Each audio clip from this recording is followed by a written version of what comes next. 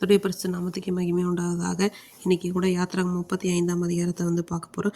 இந்த அதிகாரத்தில் மோசே என்ன பண்ணுறாங்க அப்படின்னா, எல்லாரையும் கூடி வர செய்து சொல்கிறாங்க, நீங்கள் 6 நாள் என்ன பண்ணுங்கள், வேலை செய்யணும். 7ஆம் நாள் கண்டிப்பாக அது பரிசுத்த ஓய்வு நாள் தான்.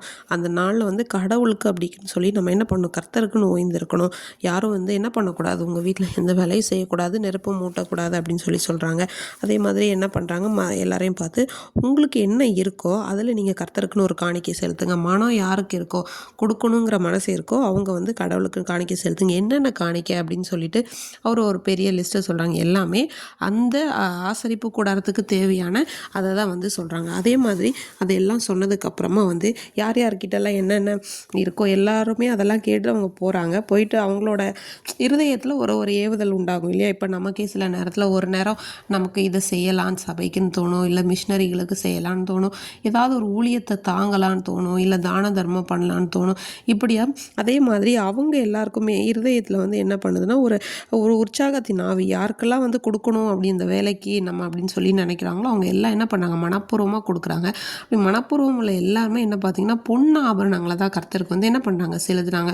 அவங்களுடைய ஆபரணங்கள்லேருந்து எல்லாமே அதுக்கப்புறம் பார்த்தோன்னா சில பேர் என்ன பண்ணுறாங்கன்னா, அவங்ககிட்ட இருந்த அந்த இளநீல நூல், ரத்தாம்பர நூல், தகசுத்தூர் அதை எல்லாத்தையுமே கொண்டு கொடுத்தாங்க. சில பேர் என்ன பண்ணுறாங்க, வெண்கலம் இருந்தவங்க வெண்கலம் கொடுத்தாங்க. வெள்ளி அவங்கவுங்களுடைய என்ன கையில் அவங்கக்கிட்ட இருக்கோ அதை அவங்க என்ன பண்ணாங்க, மனப்பூர்வமாக செலுத்துனாங்கன்னு சொல்லி பார்க்குறோம்.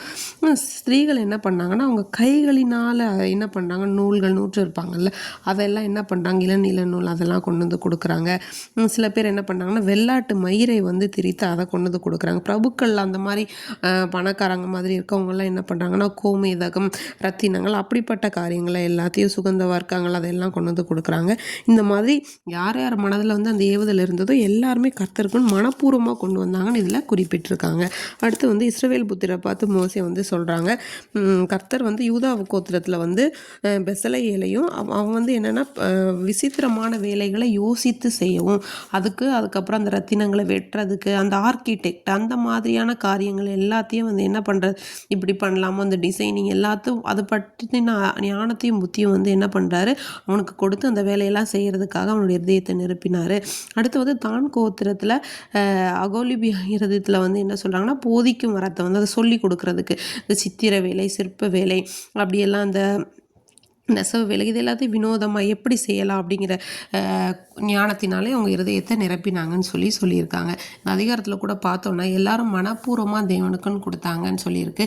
இன்றைக்கி கூட நாமும் நம்முடைய ஆவி, ஆத்மா, சரீரம், மனதையும் கர்த்தருக்கென்று மனப்பூர்வமாக ஒப்படைக்கும் போது அவர் தாமே நம்மை ஆண்டு அவருக்கு பிடித்த பரிசுத்த பிள்ளையாய் நடத்துவார். ஆமீன்.